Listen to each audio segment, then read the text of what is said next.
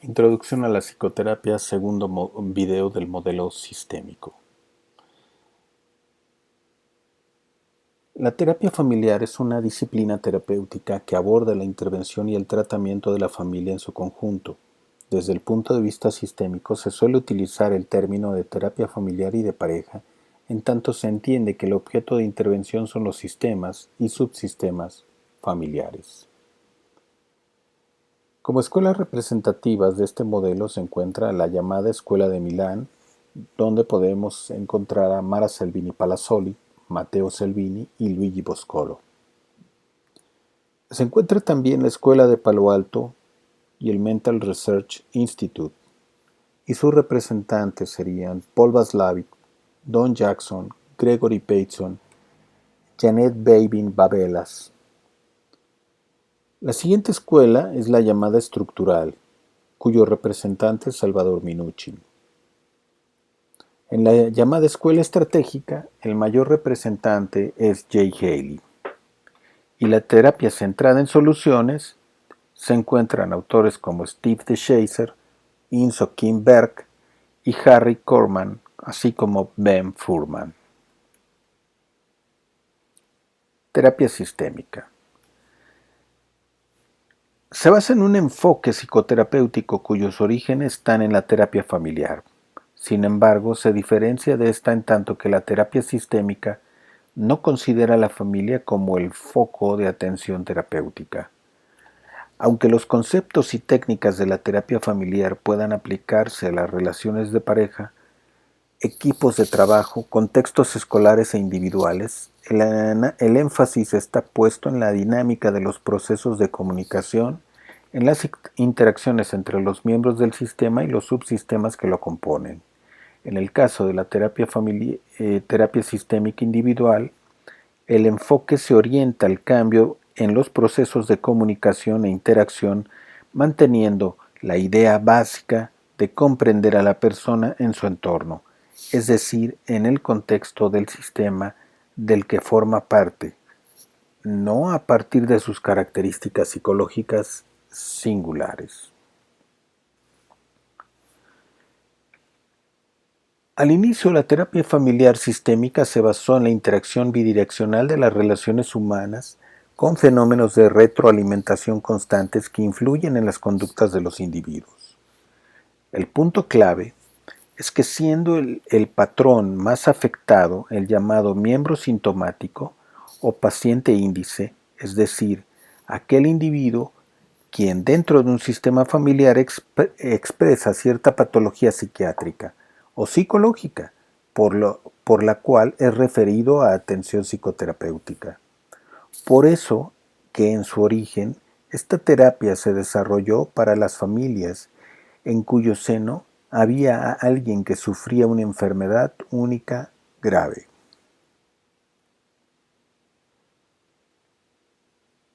El individuo recapitula en sí mismo las reglas del sistema del que forma parte.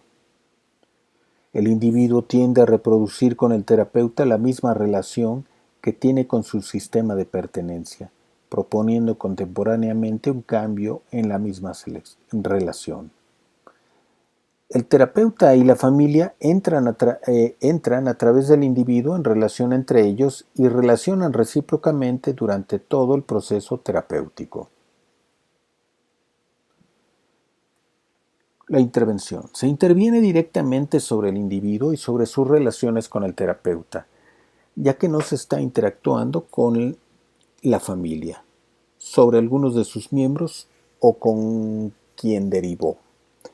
Aunque debe considerarse los efectos indirectos que la terapia produce sobre las relaciones que el individuo mantiene con su sistema de pertenencia y sobre la relación que entre este sistema y el terapéutico existe.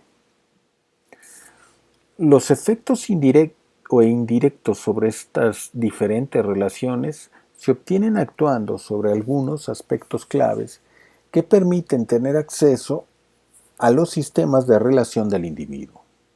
Estos aspectos indican al terapeuta el camino a seguir en las diferentes fases del proceso terapéutico y su evolución en el tiempo es el principal instrumento en la evaluación de la terapia individual sistémica.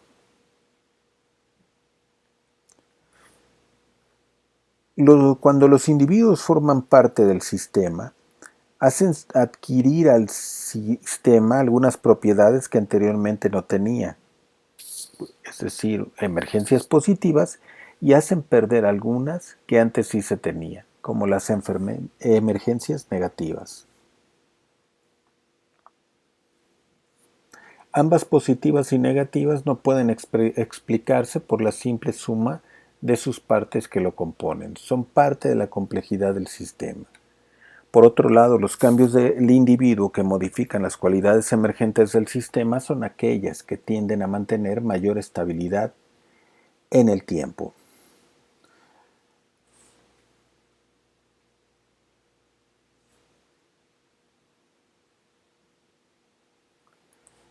Las llamadas microemergencias del individuo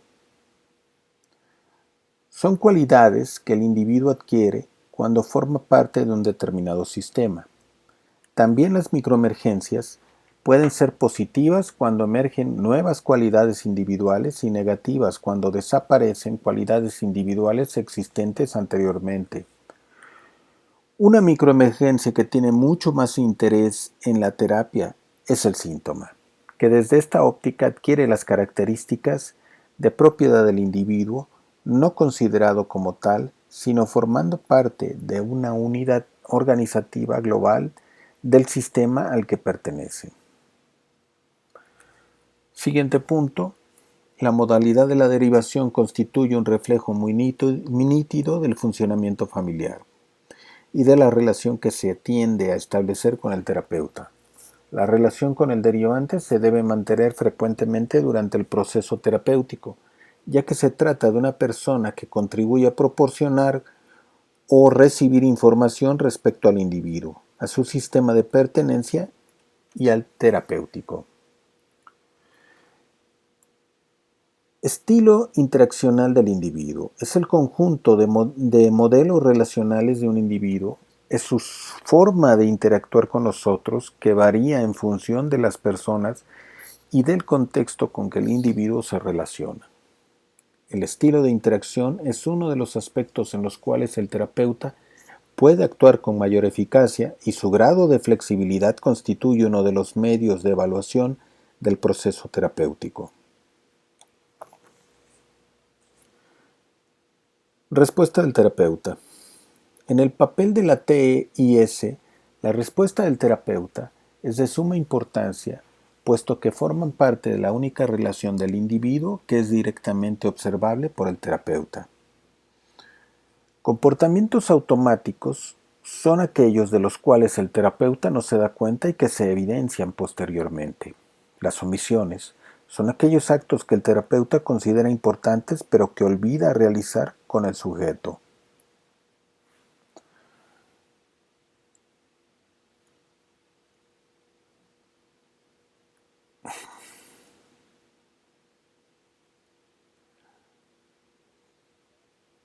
Gregory Bateson nace en Grantchester, Reino Unido, el 9 de mayo de 1904 y muere en San Francisco, California, Estados Unidos, el 4 de julio de 1980. Fue un antropólogo, un científico social, lingüista y cibernético cuyo trabajo se presenta en muchos otros campos intelectuales. Sus escritos más notables son encontrados en sus libros Pasos hacia una ecología de la mente, Espíritu y naturaleza, El temor de los ángeles, Epistemología de lo sagrado, publicado póstumamente y coescrito con su hija Mary Catherine Bateson. Hijo de William Bateson, que fue un distinguido genetista, entre 1917 y 1921 estudió zoología en el Charterhouse School de Londres y posteriormente biología en el St. John's College de Cambridge. Paralelamente realizó sus primeros trabajos de campo en Nueva Guinea, que prosiguió más tarde en Bali, con su en ese entonces esposa Margaret Mead, con quien publicó Carácter balinense, un análisis fotográfico en 1942, un libro en el que se enfatiza el valor del soporte físico, fotografías, grabaciones como instrumento para el quehacer analítico del investigador. En 1939 se trasladó a Estados Unidos, donde continuó viviendo el resto de su vida. En 1956 se hizo ciudadano estadounidense. Bateson nunca formó oficialmente parte del Mental Research Institute de Palo Alto. Sin embargo, tuvo desde su inicio en 1959 una relación cercana, manteniendo el contacto de modo paralelo entre su equipo de investigación y el equipo del Mental Research Institute. En 1964 se mudó a Hawái, donde fue nombrado jefe del Departamento de Biología de Oceanic Institute de Waimanalo. En 1972 y 1978 fue profesor de antropología y etnografía de la Universidad de California. Sus 2 últimos años de vida transcurrieron en el Esalen Institute de California. Gregory Bateson es mejor conocido por el desarrollo de la teoría del doble vínculo, de la esquizofrenia, junto con uno de los líderes en teoría de la comunicación, Paul Watzlawick, su colega del Mental Research Institute de Palo Alto, California.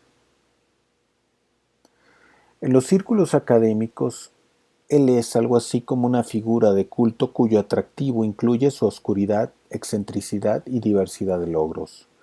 Como él mismo admitía, Bateson es enormemente comprendido y la inconvencionalidad de su estilo puede llegar a ser chocante para algunos. No tenía mucho respeto por los estándares académicos científicos de escritura contemporáneos. Sus trabajos tenían frecuentemente la forma de un ensayo más que de una disertación científica. Utilizaba muchas metáforas y la elección de las fuentes tendía a ser inusual, citando a algunos poetas e ignorando las fuentes científicas recientes. Al mismo tiempo, escribía en un nivel muy abstracto.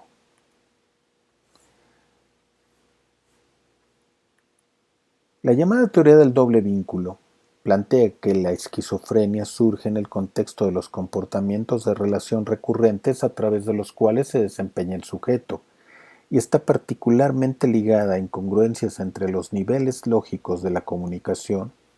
Se refiere a una paradoja comunicativa descrita primero en familias con un miembro esquizofrénico. El doble vínculo completo requiere algunas constituciones o condiciones para ser encontrado, como pueden ser los siguientes puntos. A.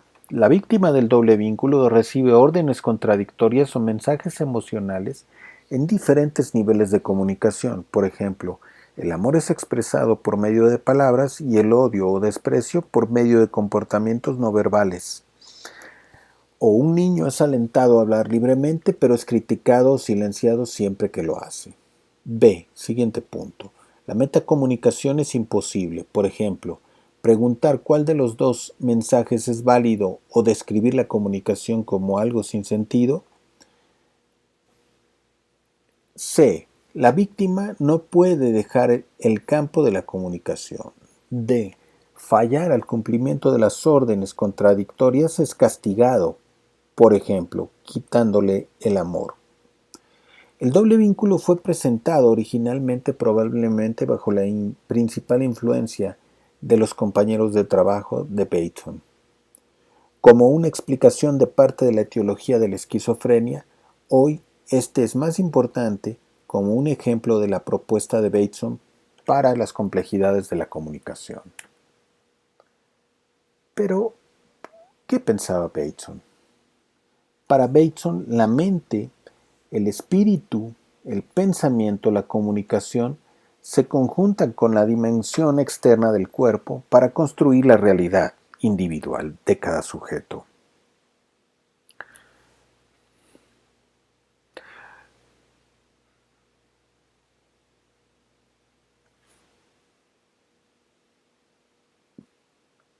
Paul Watzlawick nace el 25 de julio de 1921 en Villach, Austria, y muere el 31 de marzo de 2007 en Palo Alto, California, Estados Unidos. Psicólogo austríaco nacionalizado estadounidense.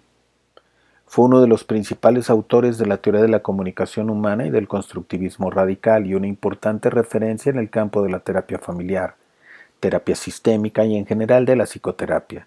Desde el año 1960 residió y trabajó toda su vida en la ciudad de Palo Alto y en la universidad del mismo lugar. Tras completar sus estudios primarios en el Village, Paul Václavic estudió psicología y filología en la Universidad de Venecia y se graduó en 1949. Trabajó en el Instituto Carl Gustav Jung en Zúrich, donde recibió otro diploma en 1954. En 1957 continuó su labor de investigación en la Universidad del Salvador. Paul Václavic propone sus famosos axiomas, los cuales son los siguientes. Es imposible no comunicarse. Toda comunicación tiene un nivel de contenido y un nivel de relación, de tal manera que el último clasifica al primero, y es, por tanto, una metacomunicación.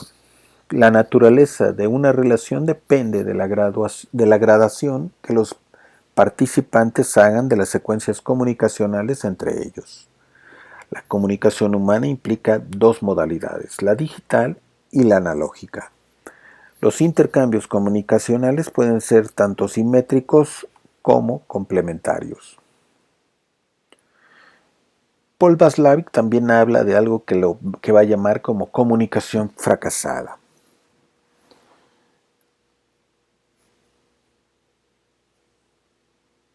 Donde los emisor y receptor se comunican en un código distinto. El código en el que transmite el mensaje ha sido alterado dentro del canal. Existe una falsa interpretación de la situación, se confunde el nivel de relación por el nivel de contenido, existe una mala puntuación de la secuencia de los hechos y por último la comunicación digital no concuerda con la comunicación analógica. En cambio, para que haya una comunicación exitosa, el código del mensaje es correcto. Se evitan alteraciones con el código dentro del canal, se toma en cuenta la situación del receptor, se analiza el cuadro en el que se encuentra la comunicación, la puntuación en la secuencia de los hechos está bien definida, la comunicación digital concuerda con la comunicación analógica y el comunicador tiene su receptor. Hasta aquí este segundo video de introducción a la psicoterapia sobre el modelo sistémico.